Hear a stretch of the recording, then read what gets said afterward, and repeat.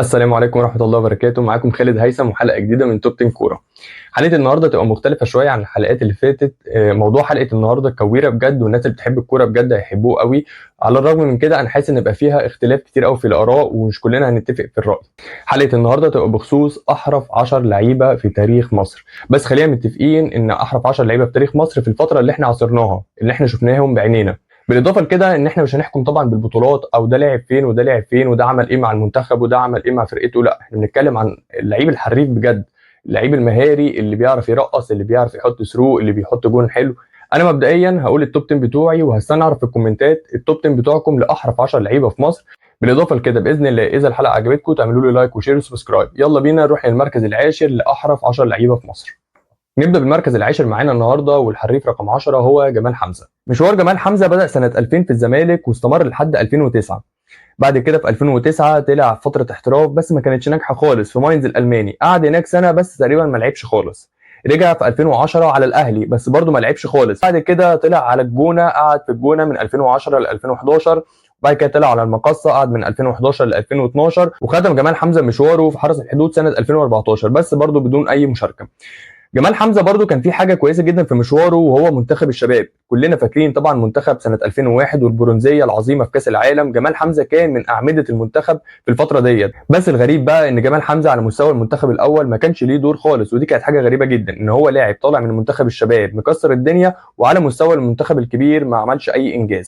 بطولات جمال حمزه كانت عباره عن 3 دوري عام، واخد كمان 2 كاس مصر و2 سوبر مصري، واخد واحده دوري ابطال افريقيا وواحده كاس الكؤوس، واخد سوبر افريقي واحد، بالاضافه طبعا لبرونزيه كاس العالم للشباب. انا شخصيا كنت بتمتع جدا بجمال حمزه وطريقه لعبه وستايل لعبه، كان ليه ستايل خاص كده. وجمال حمزه انا بالنسبه لي حطيته النهارده في التوب 10 رقم 10 كاحرف لعيب في مصر. نروح للحريف رقم 9. انا الحريف رقم 9 ده برده من اللعيبه اللي كانت بتمتعني جدا، واللعيب دوت يعتبر اقرب لاعب اعتزل كره القدم، كان لسه بيلعب من قريب، وهو وليد سليمان. الحاوي الاهلاوي بدا مشواره مبدئيا سنه 2004 في حرس الحدود، قعد هناك سنه واحده وبعد كده انتقل للجونه من 2005 ل 2006 بس برضه ما كانش ليه دور قوي. ظهر وليد سليمان على الساحه الرياضيه بقوه سنه 2006 في بتروجيت، وقدم 3 سنين كانوا قويين جدا في بتروجيت ولفت انظار الوسط الرياضي كله.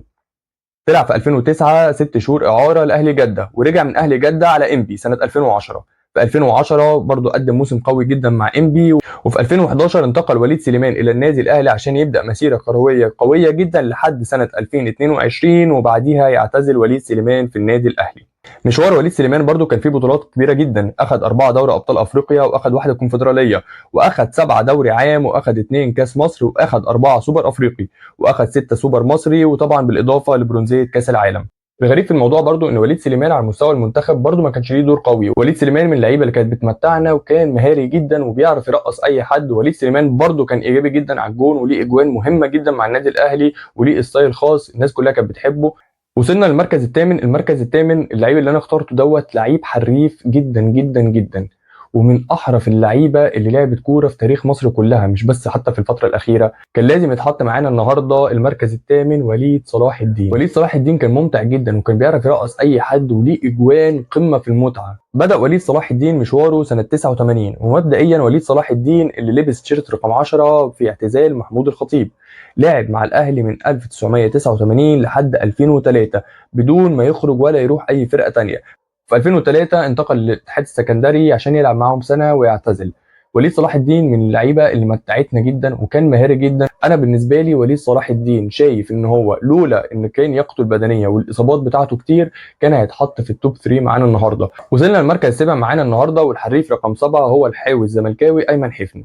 ايمن حفني اللي برضو كلنا حاسين ان هو ما خدش حقه قوي في الكره المصريه، لان اللعيب دوت كان عنده كميه مهارات واسلوب لعب بصراحه من اكتر اللعيبه اللي متعتنا في الكوره المصريه. مشوار ايمن حفني بدا سنه 2009 في مصر المقاصه، وقعد مع مصر المقاصه من 2009 ل 2011. في 2011 انتقل ايمن حفني الى طلائع الجيش، وقعد معاهم سنتين ل 2013. بعد كده طلع اعاره لاهلي طرابلس، بس كانت اعاره غير موفقه خالص، وقعد معاهم سنه ورجع على الزمالك عشان يبدا الحاوي الزملكاوي مشواره سنه 2014 وينتهي سنه 2019. انتقل ايمن حفني سنه 2019 من الزمالك الى المقاولين العرب، بس برضه كان انتقال غير موفق. ورجع مرة أخرى إلى الزمالك سنة 2021 علشان يلعب موسم ويعتزل في الزمالك. أيمن حفني كان بدنيا مش قوي قوي فعلا، بس كان لعيب بيعرف يرقص أي حد وكان ليه أسلوب لعب حلو جدا. أيمن حفني مع الزمالك قدر إن هو ياخد 2 دوري عام وأخد 3 كاس مصر وأخد 1 سوبر مصري وأخد بطولة الكونفدرالية.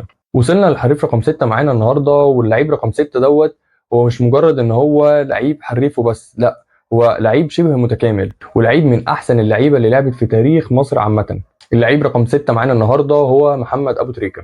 ناس كتير ممكن تحط محمد ابو تريكه كتوب 3 اساسا كاحسن لعيبه في تاريخ مصر، لكن احنا النهارده موضوعنا وحلقتنا بنتكلم عن اللعيبه الحريفه اللي هو الحرفنه بس. الفرق اللي لعب ليها محمد ابو تريكه ما كانش فرق كتيره، يعني مبدئيا هو لعب سنه 1997 في الترسانه لحد 2004، ومن 2004 بدا مشواره الكبير مع النادي الاهلي لحد 2013، عشان بعد كده يطلع سنه واحده بس اعاره لبنياس ويرجع تاني يختم مشواره في النادي الاهلي سنه 2014. طبعا محمد ابو تريكه مش محتاج اتكلم طبعا عن تواجده ومشواره ودوره مع المنتخب المصري، على عكس الاربع لعيبه اللي فاتوا. محمد ابو تريكه كان ليه دور قوي جدا مع المنتخب المصري من 2006 لحد 2011. طبعا بطولات محمد ابو تريكه انا مش محتاج اتكلم عليها حدث ولا حرج. مبدئيا اخذ 5 دوري ابطال افريقيا، واخذ 7 دوري عام، واخذ 2 كاس مصر، واخذ 4 سوبر افريقي، اخذ 6 سوبر مصري، واخذ برونزيه كاس عالم، بالاضافه ان هو اخذ 2 افريقيا سنه 2006 وسنه 2008.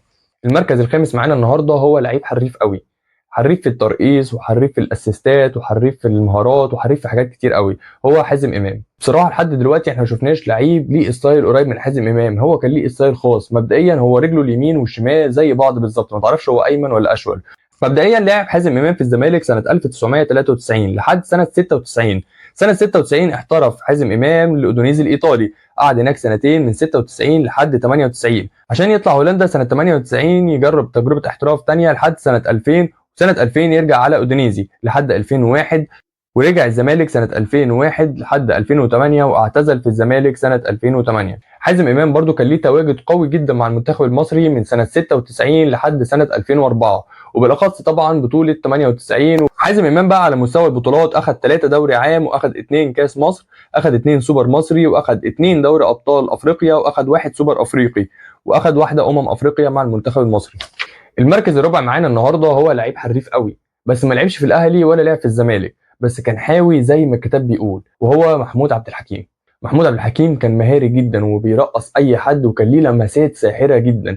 محمود عبد الحكيم طبعا احنا كلنا عارفين انه كان لعيب في منتخب مصر الخماسي. مشوار محمود عبد الحكيم بدا في بتروجيت سنه 2010 وقعد لحد 2015. في 2015 انتقل محمود عبد الحكيم للنادي المصري البورسعيدي، وبعد كده راح الانتاج الحربي، قعد برضه هناك سنه من 2016 ل 2017، وبعدها بدا يختفي محمود عبد الحكيم لحد ما اعتزل كره القدم. برضه محمود عبد الحكيم كان من اللعيبه اللي للاسف ما كانش متوفق قوي مع المنتخب المصري وما كانش ليه ظهور قوي مع المنتخب المصري، بس محمود عبد الحكيم فعلا من اللعيبه اللي انا بشوف ان هي كان لازم يتحط معانا النهارده في القايمه، وشايف ان هو كمان يتحط رقم 4 لانه نادر قوي انك تشوف لعيب حريف قوي قوي قوي للدرجه ديت.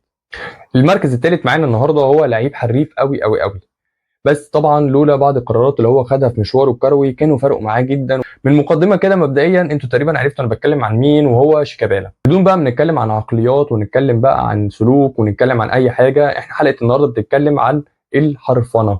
شيكابالا من احرف اللعيبه اللي جت في تاريخ مصر عبر التاريخ. مشوار شيكابالا الحقيقي بدا سنه 2002 في الزمالك لحد سنه 2005، بعد كده انتقل الى باوك اليوناني في فتره احتراف غير موفقه قوي من 2005 ل 2006. بعد كده في 2006 رجع الزمالك تاني لحد 2012. في 2012 طلع اعاره الى الوصل الاماراتي لحد 2013. بعد كده طلع على سبورتنج لشبونه سنه 2014 لحد 2015. رجع من البرتغال على الاسماعيلي في 2016 عشان يطلع يلعب مره تانية في الخليج ويلعب في الرائد السعودي من 2017 ل 2018، وبرده كانت اعاره. بعد كده رجع سنه 2018 في الزمالك، وهو اللعيب الوحيد اللي لحد دلوقتي لسه مستمر في الملاعب في قائمتنا. برده شيكابالا ما كانش ليه دور قوي قوي مع المنتخب المصري، ودي كانت علامه استفهام. مشوار شيكابالا برده من خلال البطولات كان قوي جدا، قدر ان هو ياخد 4 دوري عام، واخد 6 كاس مصر، واخد 2 سوبر مصري، بالاضافه لواحده دوري ابطال افريقيا وواحده كونفدراليه، واخد 3 سوبر افريقي. اللاعب رقم 2 معانا النهارده هو لعيب حريف قوي، وشايف ان في ناس كتير قوي مش مدياله حقه، وحاسس ان هو مظلوم شويه، على الرغم ان هو كسر الدنيا مع المنتخب المصري وكسر الدنيا اكتر بره مصر، وهو محمد زيدان. محمد زيدان من امهر اللعيبه اللي لعبت في مصر، ومن اكتر اللعيبه اللي لعبت في اوروبا، شرفتنا وعمل تاريخ قوي جدا بالذات في الدوري الالماني. ناس كتير قوي مش واخده بالها من الموضوع دوت، وبالذات ان محمد زيدان ما لعبش في اهلي ولا زمالك، فجماهيريته مش قويه قوي. بس محمد زيدان على مستوى الكوره كان لعيب حريف جدا ولعيب مهاري جدا، وانا شايف ان هو يتحط رقم 2 معانا في القائمه النهارده. مشوار محمد زيدان الحقيقي بدا في ميتلاند الدنماركي سنه 2003 وقعد معاهم لحد 2005. بعد كده سنه 2005 انتقل الى ماينز الالماني عشان يبدا مشواره قوي قوي في الدوري الالماني. قعد معاهم لحد 2006. سنه 2006 انتقل الى فيردر بريمن ولعب معاهم لحد سنه 2007. في 2007 انتقل الى هامبورج الالماني لحد 2008، ومن 2008 راح بروسيا دورتموند عشان يلعب معاهم 4 سنين لحد 2012. وفي 2012 حصلت له اصابه الرباط الصليبي، وطبعا كانت مشكله بالنسبه له وقعد فتره كبيره قوي يتعالج. رجع على الدوري الاماراتي بني ياس الاماراتي لحد سنه 2013. بعد كده رجع مصر، لعب في الانتاج الحربي سنه بس ما كانتش موفقه قوي عشان يختم مشواره في مصر سنه 2015. محمد زيدان برده كان ليه تواجد قوي جدا مع المنتخب المصري سنه 2008 و2010 وكمان في كاس القارات سنه 2009. محمد زيدان على مستوى البطولات قدر ان هو ياخد 2 دوري مع بروسيا دورتموند واخد كاس المانيا مع فيردر بريمن. وصلنا كده للمركز الاولاني والتوب 1 معانا النهارده. اللي فاز بالحلقه هو الحريف قوي، هو احرف واحد انا شفته بيلعب كره القدم في مصر، وهو عبد الستار صبري. لعيب كان قوي جدا، ولعيب كان مهاري قوي، ولعيب كان فعلا الواحد بيتمتع وهو بيتفرج عليه. مشوار عبد الستار صبري بدأ سنة 93 في المقاولين العرب ولعب معاهم لحد سنة 97، وبعد كده بدأ مشواره الاحترافي سنة 97 في الدوري النمساوي. قعد معاهم سنتين لحد سنة 99. موسم 99 انتقل إلى الدوري اليوناني عبر بوابة باوك ولعب معاهم لمدة موسم واحد عشان ينتقل سنة 2000 إلى بنفيكا البرتغالي، ولعب معاهم برضه موسم واحد لسنه 2001. بعد كده انتقل لنادي ماريتمو البرتغالي ولعب معاهم سنتين لحد سنه 2004. وسنه 2005 رجع تاني عبد الستار صبري يلعب في الدوري المصري عشان يختم مشواره سنه 2010 ويعتزل كره القدم. عبد الستار صبري كمان اخذ بطوله كاس الكؤوس مع المقاولين العرب قبل ما يحترف، وكمان كان ليه دور قوي جدا مع المنتخب المصري سنه 96 لحد 2004. كان تواجد دائم جدا مع المنتخب المصري، وكان ليه دور اساسي قوي قوي ودور قوي قوي سنه 98 بطوله بوركينا فاسو. انا شايف مبدئيا رقم واحد معانا النهارده في القائمه كاحرف لعيب في تاريخ مصر انا بالنسبه لي عاصرته وشفته هو النجم الكبير عبد الستار صبري. هستناكم طبعا تكتبوا لي في الكومنتات ايه التوب 10 بتوعكم النهارده. في نهايه الحلقه طبعا حابب اشكركم واتمنى ان شاء الله تكون الحلقه عجبتكم. لو الحلقه عجبتكم فعلا ما تنسوش تعملوا لي لايك وشير وسبسكرايب وتكتبوا لي في الكومنتات التوب 10 بالاضافه الى المواضيع اللي انتم حابين ان احنا نتكلم فيها في الحلقات اللي جايه. شكرا والى اللقاء في حلقه جديده. السلام عليكم.